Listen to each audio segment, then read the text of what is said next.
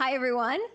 It's great to be here today among marketers changing the game.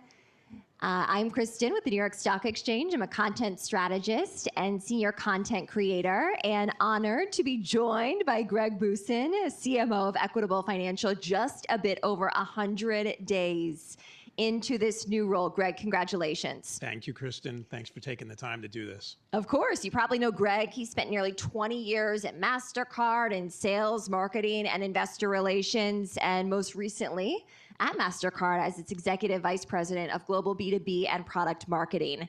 And today we're going to talk about his journey and, of course, what the future holds for Equitable Financial. So to kick things off, for anyone who might not be familiar with Equitable Financial, it's basically providing retirement strategy for individuals, families, and small businesses. And 100 days in, Greg, what are your marketing priorities at the firm? Yeah, let's first start with a little bit more on who Equitable is or what Equitable is, because I had to look it up myself and learn it. So yes, Equitable is a 160-year-old brand. It started in New York. You guys will know the Equitable building downtown. We're not in that building any longer. But now we have three lines of business. Equitable, we have retirement, we have asset management, and we have wealth management. We spun off of AXA, which people might remember AXA Equitable. We spun off and went public about 7 years ago. So it's been a bit of a transformation. If I take each of those three lines of business, retirement, asset management, and wealth management, in retirement, we're the #1 variable annuity. In asset management, we own 70% of AllianceBernstein. And in wealth management, we're a top 10 broker-dealer, independent broker-dealer. It is 100 days in, so I'm only barely off script. So if I glance down, take it easy on me. Our marketing strategy will not surprise you. For any brand that is in a grow, diversify, build business strategy, marketing strategy is going to follow that business strategy. And step one is going to have to be expanding the brand. And so we're largely known as an insurance company, just as MasterCard is largely known as a credit card company. And ironically or not, 40% of the business is not what it's known for, and that side of the business is growing faster and higher margin, et cetera, et cetera. So the transformation here feels very similar. So that's one, expand the brand. Two is driving, let's call it top of the funnel partnership with sales. Marketers in the room, particularly B2B marketers, might be used to working lower in the funnel with the sales organization, providing demos and sales enablement, et cetera. That's true at Equitable as well. But we are seen also as a partner to sales at the top of the funnel, and I think we've got some marketing operations work to do there. And then finally, it's always a do more with less culture in marketing. So there's a little bit of scale and efficiency in there. Last comment on the first 100 days, I had a mentor say to me, show them you're a nice person, show them you're a smart person, show them you can get things done. Do it in any other order and you fail. And so that was my 90-day plan. Nice, smart, and get things done. That sounds like a good strategy, Greg. So we both work in finance. Greg, obviously, as CMO of Equitable Financial, and I'm based at the stock exchange each day. And I think Greg and I could probably both agree on one thing, and that is that the theme of this year when it comes to finance is uncertainty. We hear it on Wall Street all the time, on all of the content creation that we do at the stock exchange. And Greg, I'm interested to hear from you how often you hear it now in your new role at Equitable Financial and how that impacts the way that you operate. Yeah. So the first comment's a pretty personal one. Don't laugh, Nikki. I take on the anxiety of the burning platform of uncertainty. There is a strategy here of, if we're selling uncertainty or selling confidence in the face of uncertainty, like that works in retirement planning. And so here are some stats. I'm not sure it's going to play in this room unless you're in the pre-retirement phase, but there are 11,000 people a day turning 65. There are also 12,000 people a day turning 35, obviously different phases of their careers. The 65-year-olds are worried they're going to live too long, and the 35-year-olds are worried they're going to live too short. And so there's a great deal of uncertainty along the way there. We are getting older. The death rate is declining 6% a year. That's even, never mind COVID and coming off of that peak. But people can expect to live 12 and a half years with illness, injury, some disability. So there's this concept of lifespan, but also health span. Never mind market risk, geopolitical risk, inflation risk, which will eat directly into it. And so, yeah, this charges me up a bit. And I'm as a marketing strategy message maker at the moment, I'm a little bit anxious about how hard you lean into the fear side of that message versus, giving people a more Pollyannish message. So we'll see. I'm sure trust is very important, and we'll talk about how you build trust with your clientele. Obviously, as you mentioned, Greg, the decisions are very high impact, right? Retirement is on the line for many of Equitable's clients. How does that play into the way that you speak to them, building off of your last point there? Yeah. I haven't figured it all out yet, but in a prior life, I was a brand manager for Banana Boat Sunblock, which seems like it has nothing to do with retirement. It does and it doesn't. On the it does side, there are things you can do now to avoid very terrible consequences much further in the future, which is maybe one of my favorite 2x2s ever of timing of the consequence and severity of the consequence, right? And I think one of the hardest things to do in consumer behavior is to get someone to do things that have a long-term consequence, even if it is a severe one. And so that's true of skin cancer, like wear your sunblock, right? You know you ought to do that, but it's a pain in the ass. You should save for retirement, also a pain in the ass. There was a younger crowd here for the earlier panels. Maybe you guys are the ones that are interested in retirement. For the younger people over getting a latte, please make sure you're contributing to your 401ks. For those of you that are over 50 or turned 50 this year, please do the accelerator on your 401k. That might get taken away come Jan 1.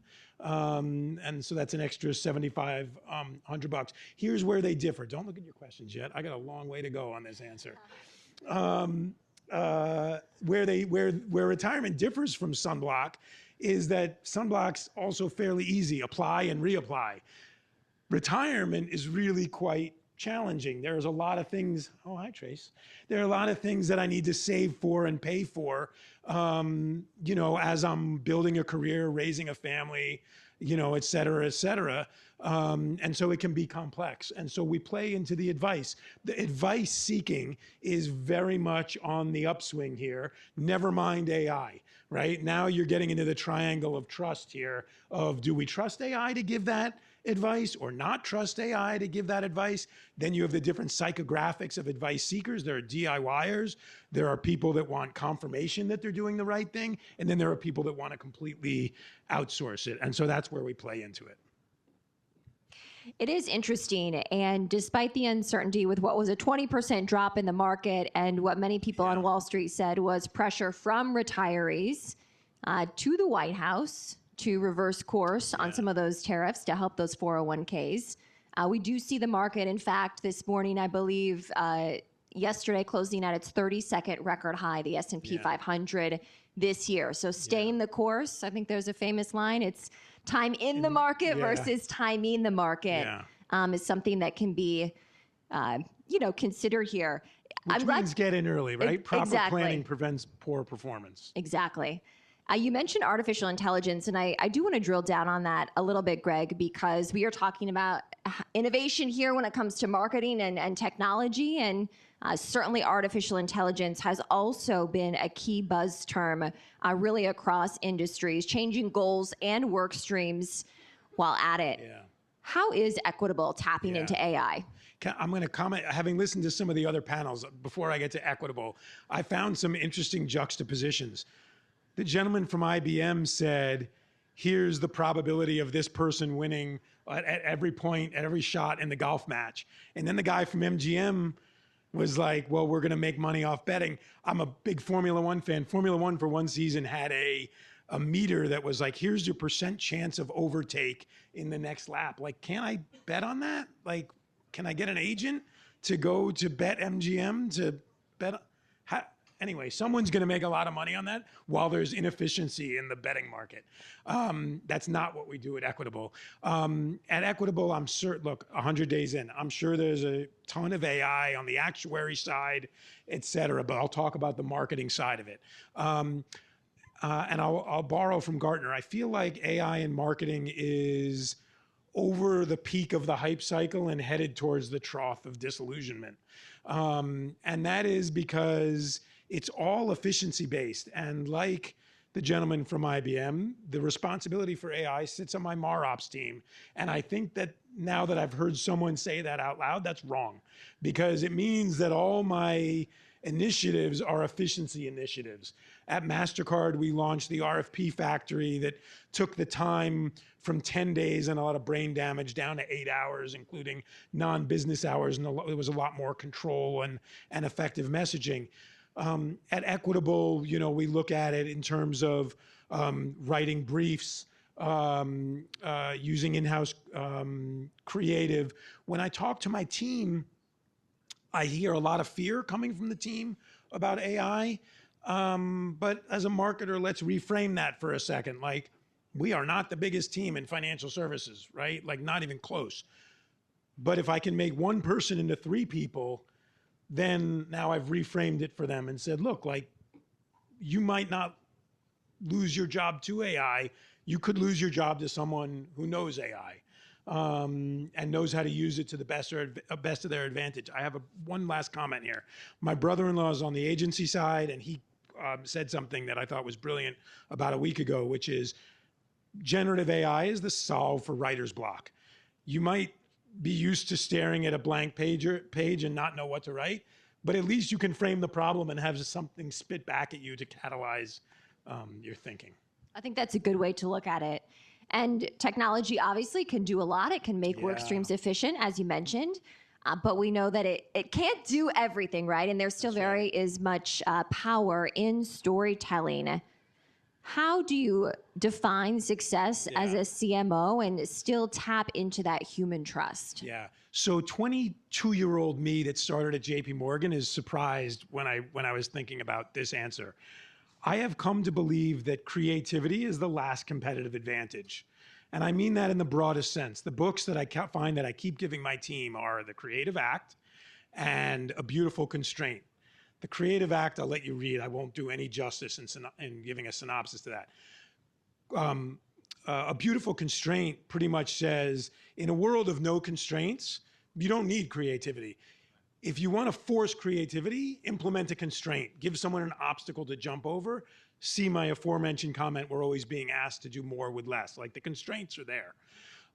So that's my number one answer. My number two answer is transformation. The reason that I went to Equitable after 20 years at MasterCard is I recognized the transformation and the part of the growth curve that it was on, and I felt like I had something to offer, that and the people. And so success for me is going to be helping to transform the business and doing so by transforming the marketing department.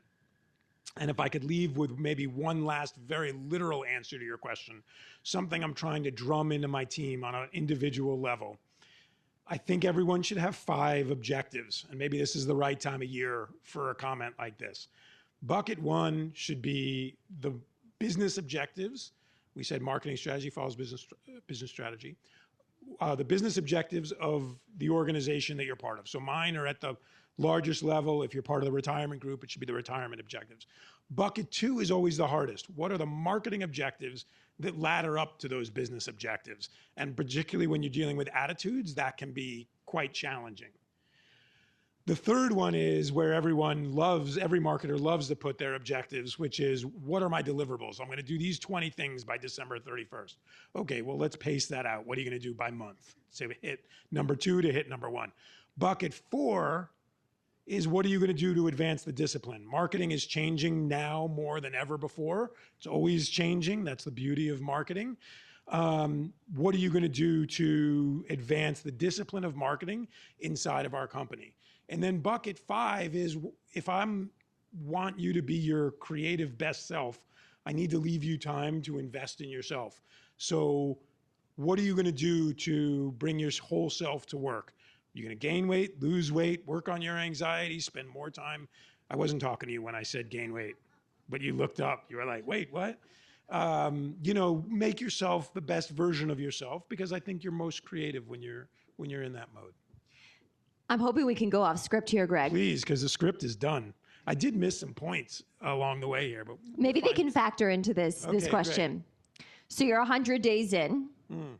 What do the next 100 days look like? Yeah, this is a great question. The first thing on the list is a board paper that I was writing right before we got on stage, and I'll be going back to writing. I could have done without that. I think that it's, I said something, I guess, during the interview process about voice of the consumer, and it feels like that's something that Equitable will benefit from. So I think it's going to be a little culture change in terms of bringing more voice of the consumer into the organization. Then I think it's supporting the team through the performance process. And then it's having worked for Raja Manar at MasterCard.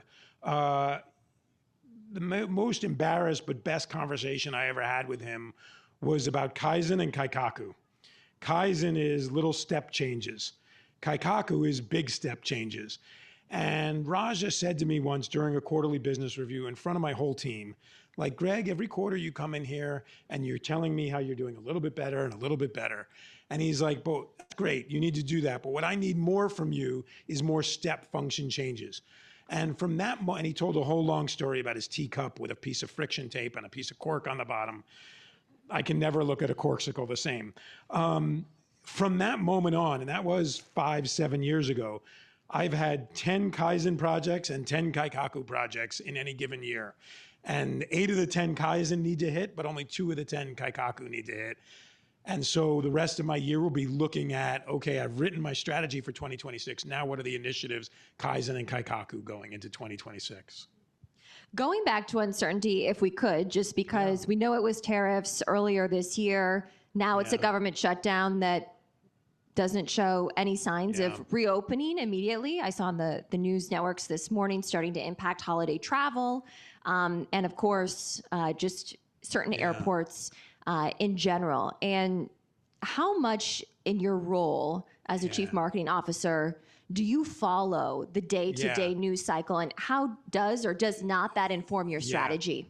I'm really happy that I have my New York Times alerts on, because I can tell you that gold just hit $4,000 an ounce. And so how closely? That closely. And the reason is I feel my job is to really help the salespeople. We are more of a B2B2C company than we are a B2C company. Now, we can have that argument, and I'm sure that I will with the board, as to what the profit maximization is there. But from a B2B2C standpoint, if I'm really doing my job well, I'm giving the sales force ammunition of, or when they see a headline like that, it plays into the story that they know that they should tell. And so back to the uncertainty point, maybe they want to lean into that uncertainty message. What we're selling is certainty. I mean, there's the side of our business, and I know it's a dirty word, is annuities. This is a significant part of our business. But I've had to reframe or get to know annuities a bit better. Let me give you 3 points on annuities. And this is only a portion of our business. It is guaranteed income, literally guaranteed. We are not selling an investment product. It's an insurance product. So our compliance team can loosely let us say guaranteed. That's number one. 1A is it can be for life, right? So guaranteed for life. There are very few things that can be said about. Number 2 is you can use the payouts however you want. There's a lot of, and give me a second on this one, like I'm going to be 53 in 2 days. And like, I'm thinking about that next stage of life. My in-laws are still alive. My dad's still alive. My kids are still financially dependent. And like, there's a lot of shit going on. And like, you look ahead in your life and you're like, am I going to get Parkinson's disease? Double-digit chance. My mother had it. 1 in 2 women get cancer. 1 in 3 men get cancer. Like, the chances of not having a high inflationary period in the next 30, like I could make you all, those of you that aren't on Zoloft, I could put you on Zoloft, right? I took mine this morning. But like we can insure ourselves against each of these, but you could go broke buying a long-term care policy, right? Buying tips, whatever it might be. You go broke buying each one of those. Or you can buy an annuity where you can use the payout for any, for all the above. And so guarantee, what did I say? Flexibility of payout. And then the third is tax deferral. So that's a pretty compelling message. And so, yes, I'm following it so that the salesperson can feel that message and go out and sell it based on, hey, here's the problem, here's the statement. I'll make one more comment because I see we still have time. I find the hero's journey in marketing is extremely important. Any Star Wars fans? Harry Potter fans? All right. So Obi-Wan Kenobi says to Luke, you can't stay on Tatooine, the stormtroopers will come kill you, right? You'll die like Aunt Beru and Uncle Owen. And I'm going to take you on a great journey. Two emotional things happened there. One, he instilled fear in Luke, and two, he gave him the opportunity to be a hero. And so I think that the salespeople need to do that with their clients. Like you can't, like not taking any action is not an option, but come with me, I'm your Obi-Wan Kenobi, and we're back to the advice model there. I'll take you on a journey and make you a hero. What are realistic goals, or how do you set those realistic goals in this environment? Be more specific so I can dance. For your team going forward with your strategy and the performance metrics that you're hoping they achieve. Yeah, so this is a really tricky one because I am looking to put in discipline where maybe it's lacked it a little bit. And I wonder where I'm going to start bumping into the boundaries of what non-marketers at Equitable expect or don't expect of marketing. They don't, by the way, expect me to get up in their grill about CX. Apparently that's not on my team, but I think that that's really important. So how many cages do I want to rattle around that? Every marketer has two jobs: drive or reinforce attitudes, or drive or reinforce behaviors. And so then the question becomes, what are the attitudes and what are the behaviors we're looking to reinforce? From a channel standpoint, we have top aided awareness, like spending more money on awareness, at least among the channels, is not necessarily money well spent, but driving familiarity from an attitudinal standpoint is something that we need to do. And I think that that will help expand the brand. You know us as an insurance company, we're way more than that. And so I think the team needs to understand that familiarity among third-party wealth planners probably is a place we're going to go. That's one. Two, on the behavioral side, like I said, I think I have some marketing operations work to do to understand how this thought leadership is performing versus that event, et cetera, et cetera. Not so that I'm not trying to take commissions away from the sales force. I am trying to optimize the marketing by saying the most marketing generated or marketing influenced opportunities came from these tactics, not those tactics. The reason that I love your question goes back to creativity. I feel like a lot of marketing departments, and this was somewhat true at MasterCard and somewhat true at Equitable, the marketers and our agency partners are just like in hurry up mode. I don't think that that's a lot of fun. Like maybe once hitting a deadline under duress is fun and you're like, woo, we did it, it's Sunday at midnight. But doing that every Sunday at midnight sucks. Like that is just soul sucking. But if I give you a goal and I say your job is to go drive familiarity of XYZ among ABC, go have at it, I'm giving you a chance to unleash your creativity on it in all forms of that creativity and all forms of the camaraderie. Then when you do it, you're like, wait, I did something worthy of putting on my resume, right? I'm really jazzed about it. And so I love your question because I think if we can give people the proper objectives, they can have more fulfilling and creative jobs. And it sounds like that plays into motivating your team as well. I mean, isn't that the most important thing? Like, I, as an individual, like if I staple a piece of paper, all the other work in the marketing department stops, right? And so there's nothing that any single person can do that's going to impact a Fortune 500 company. So it is about inspiring the team. We had another comment at MasterCard, we need to put your hand at your back, put our hand at their back, not in their faces. This is some of maybe the leadership journey that I've been on over the last dozen or so years. Is there an innovation in the space that has really stuck out to you on your own journey, or something that you've observed externally that you think is a good lesson? I'm going to resist the AI conversation. An innovation. I think that if I had to do it over again, I might be a behavioral economist, behavioral scientist. My favorite class in business school was consumer behavior. I didn't realize that that was really a precursor. We've done a lot of work with Ravi Dar at Yale. And by the way, I think the cross-section now between retirement savings and behavioral science is huge, right? We know this from, target date funds, et cetera, et cetera. So I think that digging into that humanity and understanding how people think and behave over the last 10, 20 years has been a massive advance. And it teaches us that, a lot of the art that we feel as marketers actually is rooted in science, and those two things are really quite blurry. So if you want to motivate someone, you got to hit them where it matters. At MasterCard, that was hitting them in the passions. You got to find those human truths, and I think the behavioral science is a great way to do that. Yeah. Are there behavioral changes that you've noticed? We talked about uncertainty, right? Did you go to journalism school?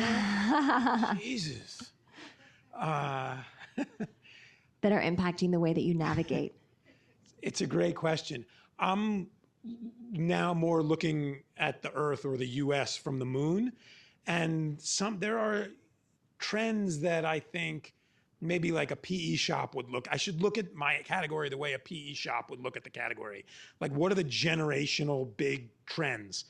I think that retirement for our parents looked very different than what our retirement is going to look like, which is going to look very different than our kids' retirement, by way of example. Not only are we living longer, but you've heard the term silver divorces, right? People are having 2 and 3 lives in a lifetime, right? They're having 2 or 3 careers. I've always thought I'd be a vet. My midlife crisis, veterinarian, not veteran. I hope that time has passed. Thank you to everyone who serves for their service. By the way, side note, my dog's vets talked me out of being a vet. Why? The suicide rate among veterinarians in the United States is twice the national average. Like, that's shocking to me. Anyway, scratch that off the list.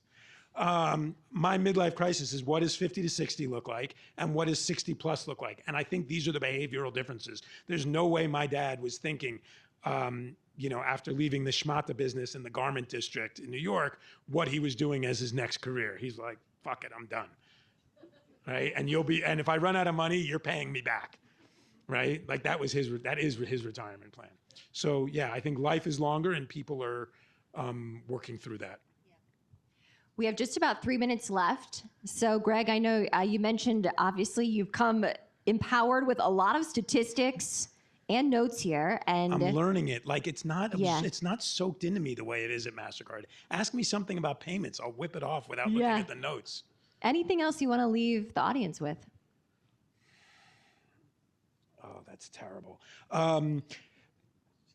That is a good question. If you're comfortable in your job, challenge yourself. Maybe this took me like 5 years to do. Like, I felt, maybe a really personal comment. I felt like I was headed towards retirement at MasterCard. I was going to either be the object of the preposition or the subject of the sentence, and I wanted to make sure that I was the subject of the sentence. I was doing it, it wasn't happening to me. But that's really scary. Like, you end up asking yourself, like, gosh, am I really, just because I rode MasterCard from 3,000 people to 36,000 people and 3 billion in revenue to 27 billion in revenue, like, okay, I pound my chest about that. But did I really do something that is worth selling to someone else? You really have to ask yourself, what my role in that was, and does that make me worthy to go do something else? And there's some soul searching in that. So do it. It's worth it. I feel more energized now at day 101 than I did feel nervous at day 0. I actually had some MasterCard people show up here today, which is amazing. That could make me cry. And I look forward to, sort of making those levels of relationships at Equitable. But I realize I have them amongst the marketers. So I'm super thankful to Brand Innovators for helping bring me back together with my people. Yay! And thank you to you, Kristen. We're rooting for you, Greg. Congratulations. An incredible run at MasterCard, 20 years, and now 100 days in at Equitable. We're excited to see what the future holds. Thank you so much. Greg Boosin, CMO at Equitable Financial. Thank you.